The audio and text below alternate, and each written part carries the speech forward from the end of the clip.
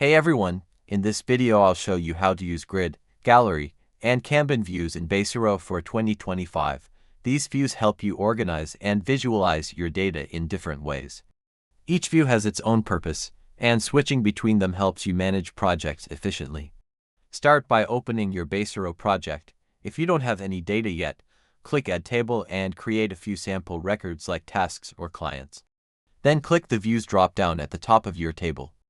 This is where you can select between grid, gallery, and Kanban view types. Let's start with the grid view. This is the default layout that shows your data in rows and columns.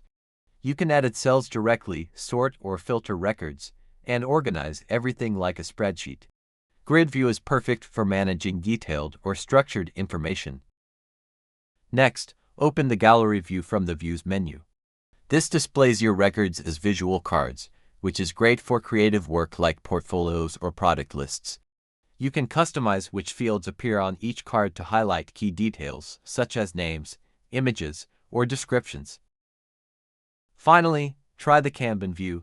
It organizes your data into columns, usually grouped by fields like status or progress.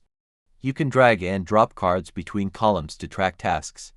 It's an ideal way to visualize project flow and see what stage each task is in. And that's how you use grid, gallery, and Kanban views in Baserow 2025. Each one helps you view and organize your data differently. Try experimenting with them to find the layout that fits your workflow best. Don't forget to like and subscribe, and I'll see you in the next one.